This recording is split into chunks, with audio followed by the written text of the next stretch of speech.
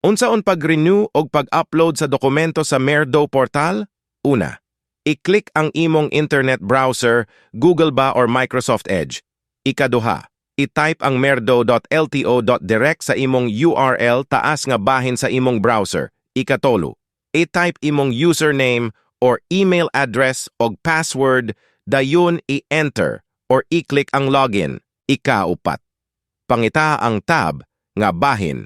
Dayon click ang administrasyon. Pagkasulod nimo sa administrasyon, i-click na pud ang accreditation nga tab. Pili ang select accreditation.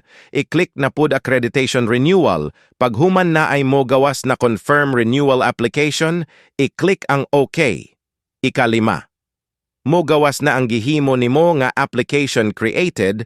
Sa imong wala nga bahin, makita ang application details og application code og accreditation renewal nga nakabutang og pending pa.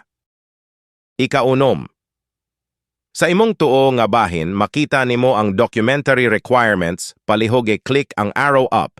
Ikapito, makita na nimo ang iyang gipangayo nga ipa-upload nga dokumento. Unang pag-upload, Documentary Requirement Application Form, Affidavit Attesting.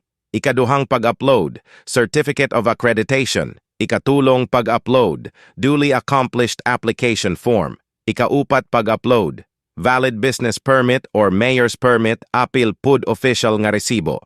Katapusan nga pag-upload, miaging tuig nga buwanan nga report sa inyong plate nga gipanghatag sa inyong kliyente nga naay perma og adlaw sa pagdawat nila sa ilang kaugalingon nga plaka. Apil pud report ang summary report sa tanan miaging tuig. Daghan salamat og maayong adlaw.